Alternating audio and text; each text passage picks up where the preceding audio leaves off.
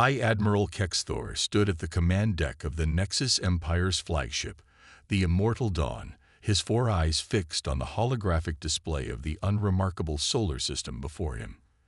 The blue-green planet third from its star had been marked for routine conquest, just another addition to the Empire's 10,000-year expansion.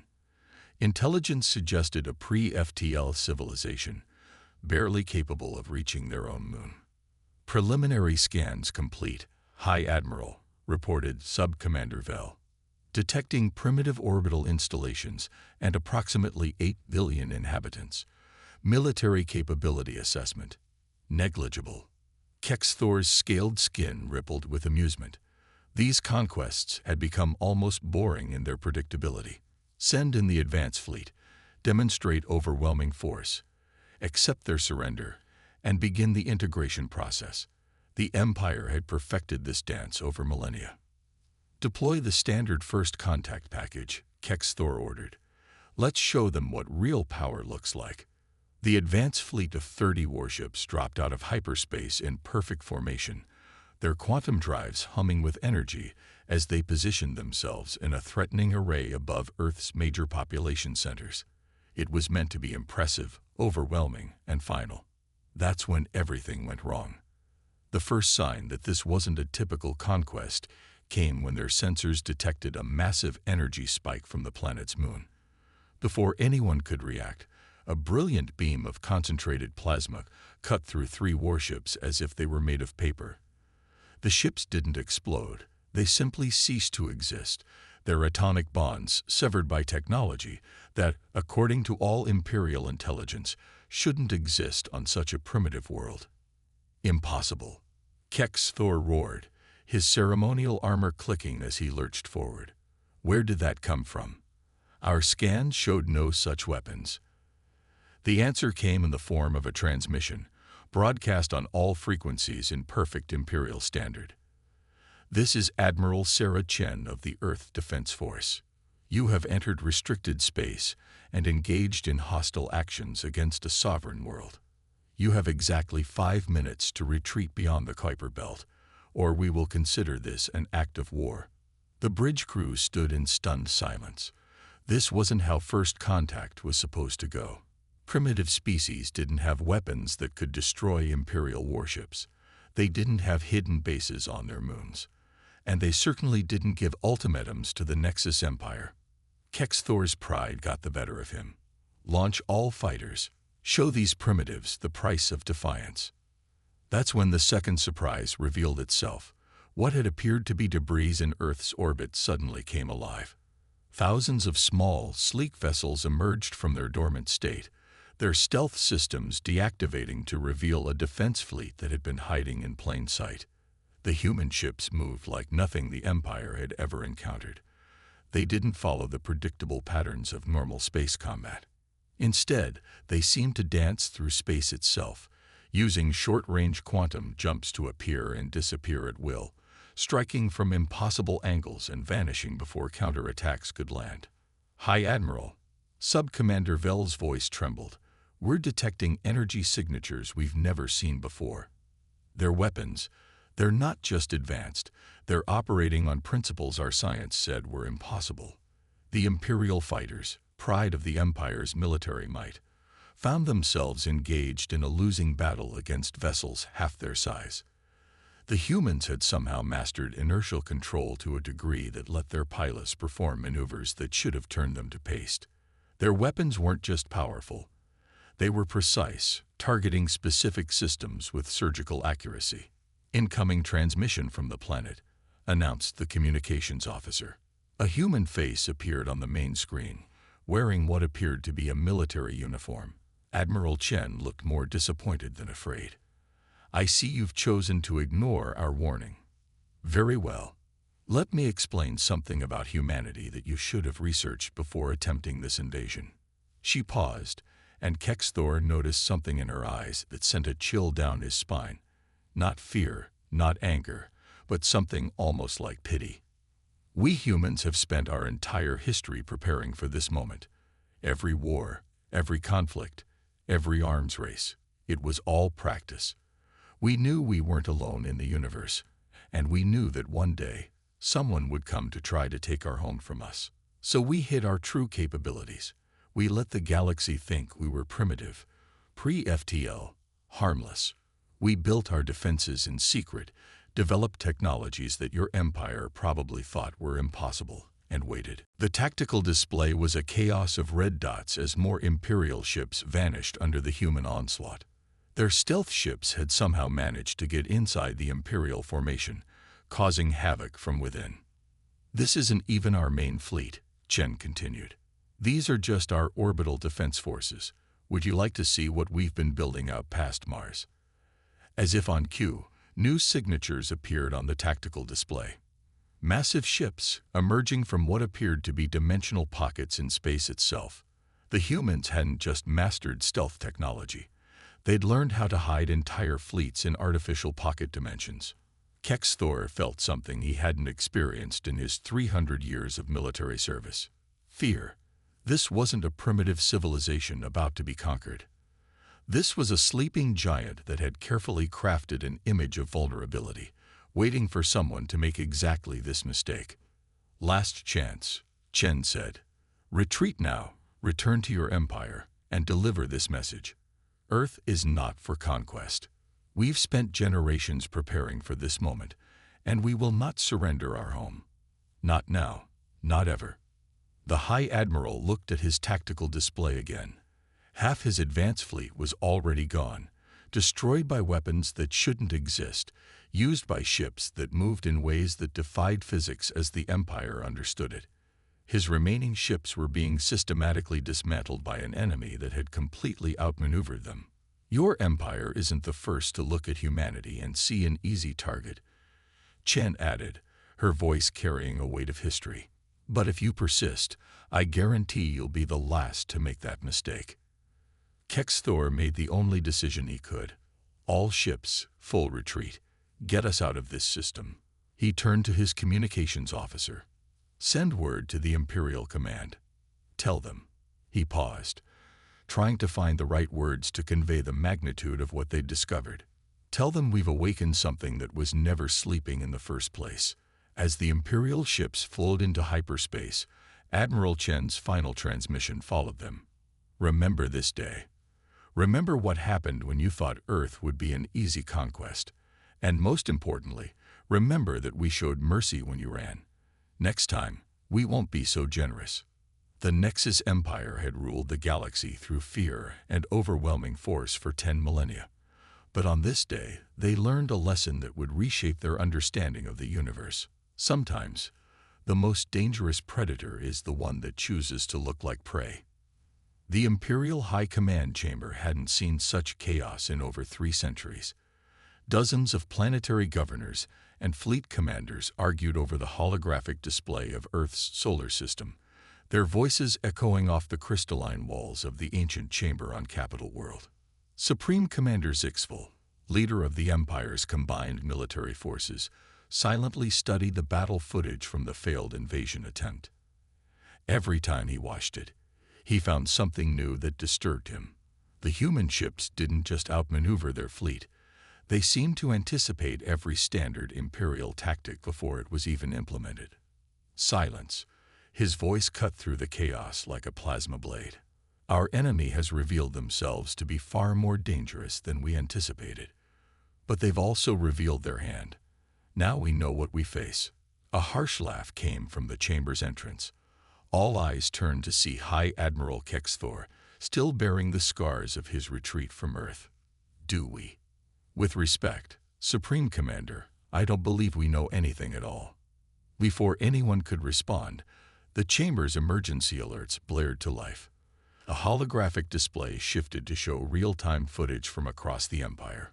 On 20 different worlds, hidden human installations were emerging from beneath oceans, from within mountains, even from the cores of what they had thought were uninhabited moons.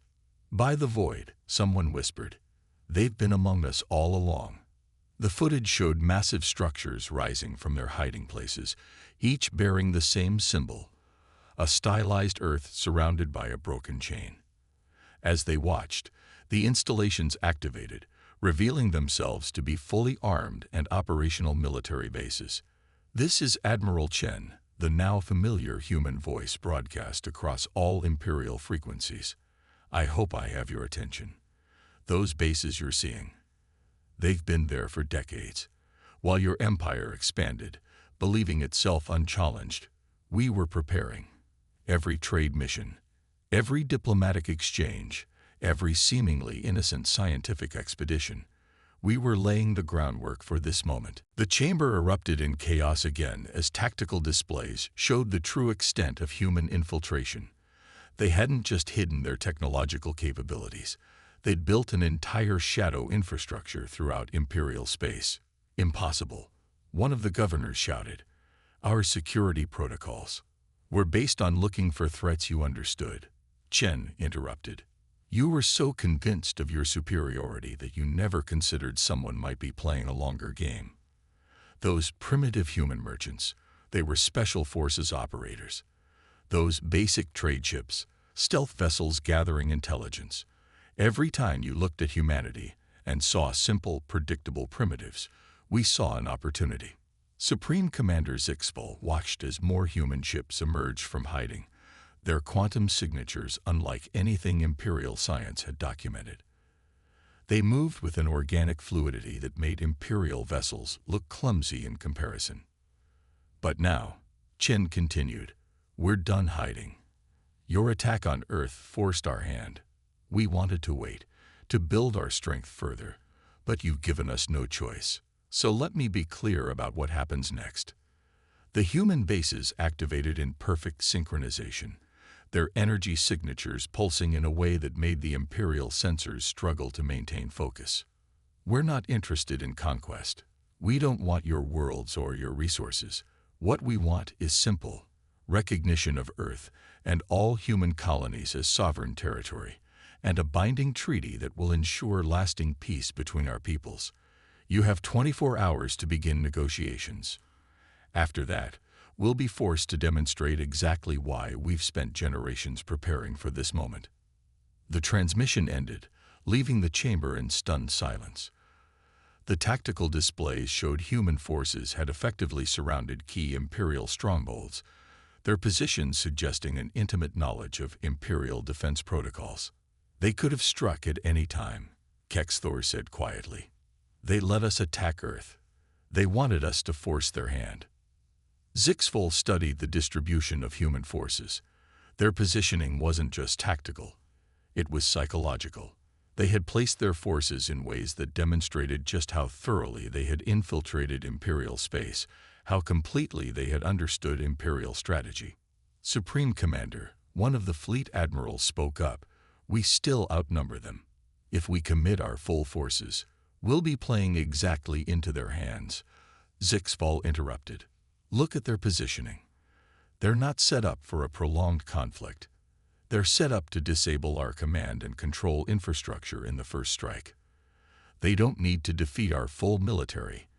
They just need to cut off our ability to coordinate it effectively. The implications settled over the chamber like a heavy shroud. The Empire had spent millennia perfecting the art of overwhelming force, of crushing resistance through sheer military might. But these humans, they had spent generations preparing for something entirely different: strategic paralysis. Send word to all commands, Zixful ordered. All forces are to stand down. No aggressive actions are to be taken without my direct authorization. He turned to face the assembled leadership of the Empire. And someone get me a secure channel to Admiral Chen. It seems we have negotiations to begin. As the chamber cleared, Kexthor remained behind. They're still hiding something, he said quietly. This display of force, these bases, it's another layer of deception. We still haven't seen their true capabilities. Zixful nodded slowly. No, we haven't. And that, High Admiral, is precisely why we're going to negotiate. Because I suspect we really don't want to find out what humanity can do when they stop playing games and start fighting for survival. The Empire had just learned its second lesson about humanity. Sometimes the most dangerous opponent isn't the one who shows their strength, but the one who makes you wonder how much strength they're still hiding. The negotiations lasted exactly 6 minutes. That's how long it took for the Imperial delegation to realize that the humans at the diplomatic table weren't negotiating. They were issuing terms. The Empire's representatives sat in stunned silence as Admiral Chen methodically outlined humanity's non-negotiable demands. "You seem to be operating under a misconception," Chen said, her holographic form towering over the Imperial delegation. "This isn't a negotiation between equals. This is us explaining how things will be from now on." That's when the Nexus Empire made its final, fatal mistake. Supreme Commander Zixval, unable to accept such terms, activated the secret weapon he had positioned throughout human space, a network of quantum destabilizers designed to tear apart the fabric of space-time itself. The weapons activated simultaneously across 1,000 points in space. The Empire's greatest scientists had assured him that nothing could survive such an assault. They were wrong. As the quantum destabilizers reached full power, something unexpected happened. The weapon's energy signatures simply disappeared. Not destroyed, not neutralized. They vanished as if they had never existed. "Did you really think?" Chen's voice carried a note of genuine disappointment. "That we wouldn't notice you positioning those weapons? That we wouldn't have countermeasures in place? We've had decades to study your technology, your tactics, your thought processes." The holographic display shifted, showing Imperial ships across human space, suddenly finding themselves trapped in localized fields of altered space-time. The humans hadn't just neutralized the quantum destabilizers. They had repurposed them. "Quantum mechanics isn't just about weapons," Chen explained. "It's about understanding the fundamental nature of reality. While your scientists were figuring out how to tear space apart, ours were learning how to weave it back together. Your weapons didn't fail. We absorbed them, added their energy to our own systems. That's when humanity revealed their true technological advantage. The seemingly primitive neural interfaces their soldiers used weren't just for combat coordination. They were part of a vast quantum computing network that could predict and counter Imperial tactics before they were even fully implemented." Across human space, Imperial ships found themselves engaged in battles they couldn't win against an enemy they couldn't predict.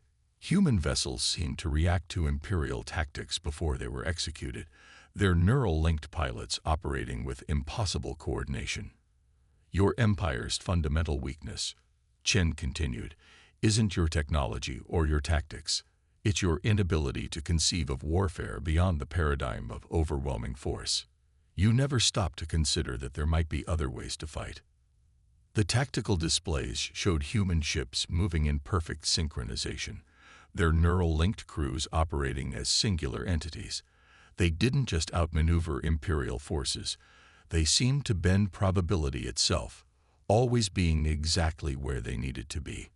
"We developed our neural interface technology not to make better soldiers, but to create true unity of purpose. Every human ship you're facing isn't just a vessel with a crew. It's a unified consciousness, thousands of minds working in perfect harmony." The Imperial fleet's formations began to crumble as human ships executed maneuvers that seemed to defy the laws of physics. They weren't just predicting Imperial tactics. They were reshaping the battlefield itself, using their quantum technology to create localized bubbles of altered space-time. "Your quantum destabilizers were based on the principle of tearing reality apart," Chen explained. "Our technology is based on understanding how to manipulate reality itself. Every human ship carries a quantum core that can locally rewrite the laws of physics. We don't need to destroy space-time. We simply need to change how it behaves." Supreme Commander Zixval watched in horror as his carefully planned assault collapsed into chaos. Human ships weren't just winning. They were doing so with an efficiency that bordered on the supernatural. Each engagement was over almost before it began, Imperial ships finding themselves outmaneuvered in ways that shouldn't have been possible. "We could have shown you this from the beginning," Chen said softly. "We could have demonstrated our true capabilities the moment your first ships entered our solar system. But we wanted you to understand something fundamental about humanity. We don't fight because we want to. We fight because you leave us no choice. The tactical displays showed the last Imperial strongholds falling, not to overwhelming force, but to precisely targeted strikes that left military infrastructure disabled while causing minimal civilian casualties. The humans weren't just winning. They were doing so with a surgical precision that demonstrated just how completely they had mastered their technology. Your empire is ended, Chen announced. Not destroyed, transformed. Your worlds will remain your own. Your people will remain free. But the age of imperial expansion is over.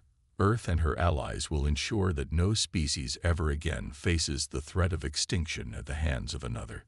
As the last imperial resistance crumbled, Zixful finally understood the third lesson humanity had taught them. True power isn't about the ability to destroy.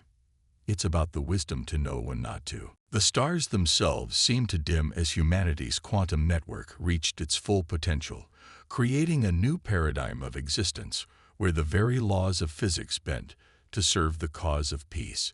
The galaxy would never be the same, and perhaps that was exactly what it needed. In the deepest vault of the Imperial Palace on Capital World, the High Council gathered in secret. The chamber, carved from living crystal billions of years ago, had never witnessed such desperation. Supreme Commander Zixful stood before the assembled leaders, his scales dulled with exhaustion. "Release the Omega Protocol," he commanded, his voice hollow.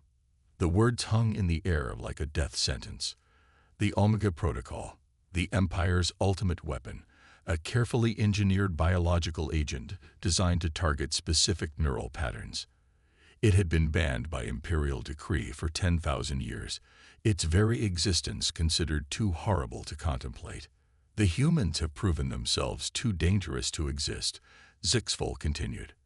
Their quantum manipulation abilities, their neural networks, they represent an existential threat to the natural order of the galaxy.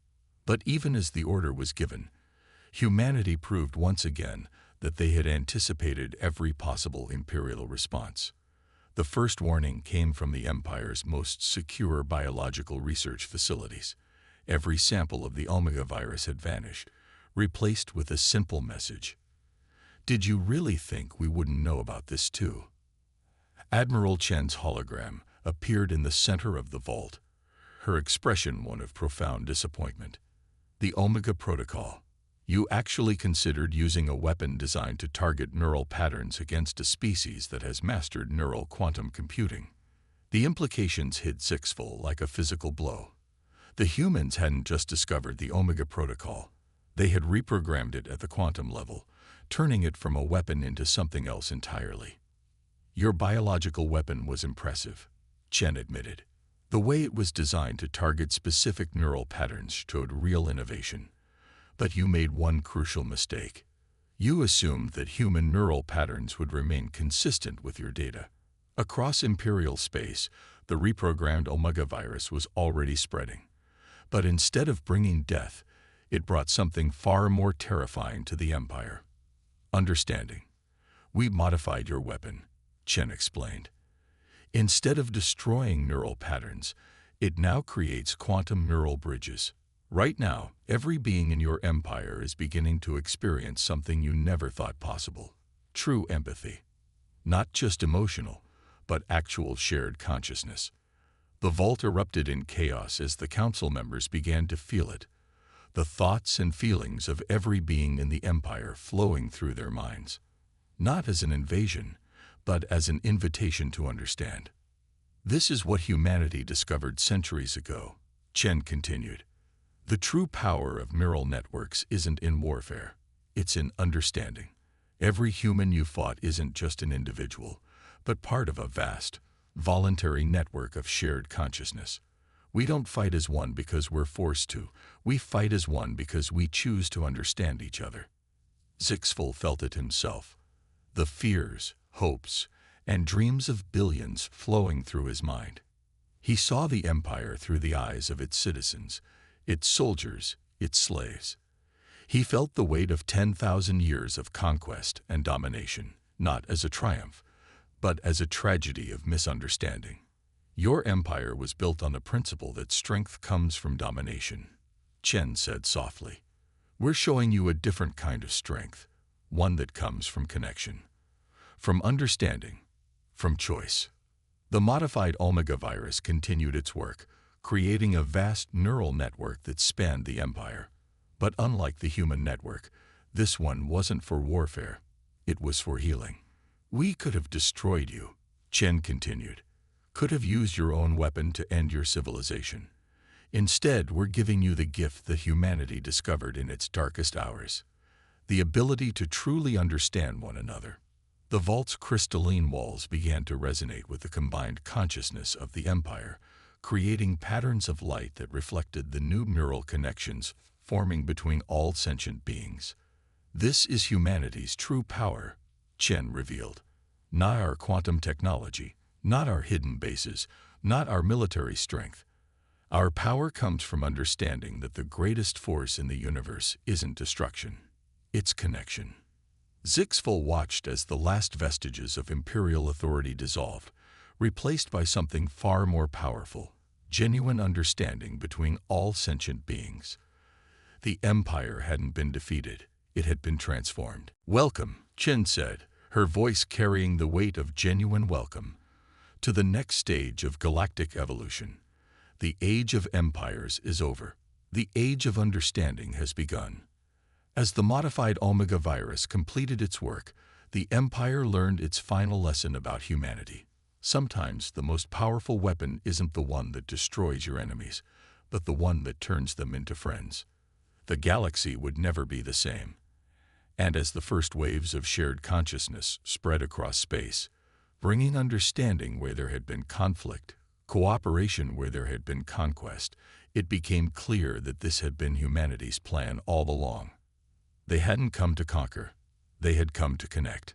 1 year after the release of the modified Omega virus, the Great Hall of Alpha Centauri Station hosted an unprecedented gathering. Representatives from every former imperial world, along with the human leadership, assembled to formalize the new galactic order. Admiral Sarah Chen stood before the assembled delegates, her neural interface glowing softly as she connected to the vast consciousness that now linked all sentient species. But today, she wasn't there as a military leader. She was there as a teacher. A century ago, she began. Humanity faced a choice. We had discovered the quantum principles that would eventually lead to our technological advancement. We could have used that knowledge to build an empire of our own. Instead, we chose a different path. The hall's quantum crystal walls shifted, displaying scenes from Earth's history, not of wars and conquests, but of the moments that had truly defined humanity's journey. We learned that the true measure of advancement isn't in the weapons you can build or the worlds you can conquer. It's in the connections you can forge, the understanding you can achieve, the bridges you can build between minds and hearts. Former Supreme Commander Zixfall, now serving as the representative of the transformed capital world, felt the truth of her words through the neural network. The shared consciousness had revealed something profound about both humanity and the former empire. They had both been searching for the same thing, just in dramatically different ways. The empire sought unity through force, Chen continued. Humanity discovered it through choice. When we developed our neural interface technology, we didn't use it to create better soldiers, we used it to create better understanding. Every human colony, every ship, every installation you discovered was part of a vast experiment in conscious cooperation. The hall's displays showed the true extent of human preparation, not just the military bases and hidden fleets, but the quantum consciousness nodes they had secretly seeded throughout imperial space over decades. They had been preparing not for war, but for transformation. Your Omega protocol was designed to be the ultimate weapon, Chen explained. We transformed it into the ultimate tool for peace, not by destroying neural patterns, but by connecting them, by showing every being in the galaxy that understanding is possible, that connection is stronger than conquest. Through the neural network, every being in the hall could feel the truth of her words.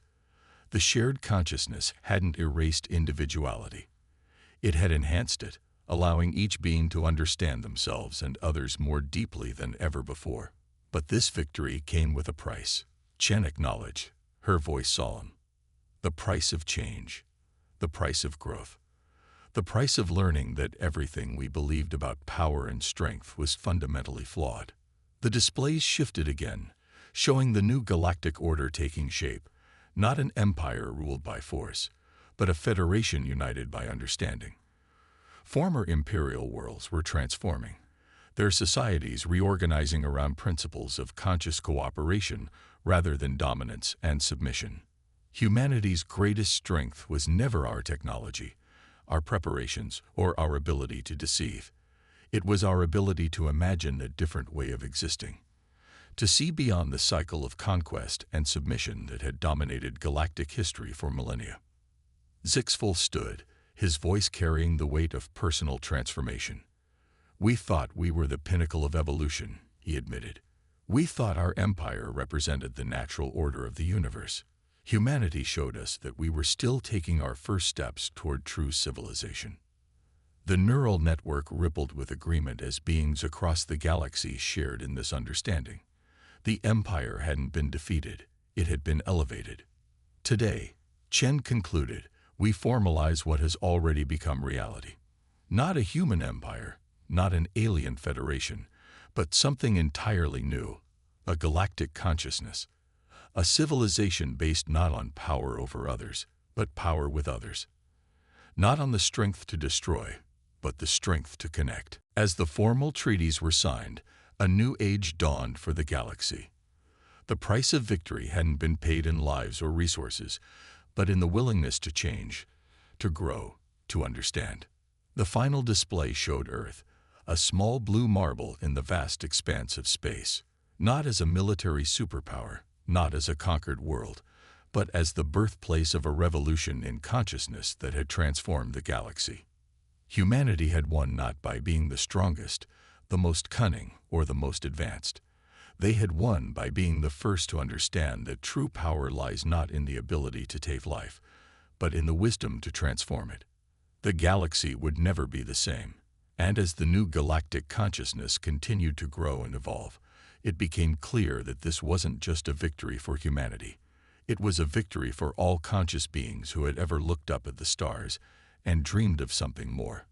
The price of defiance had been paid. The reward was beyond anything any species had imagined possible.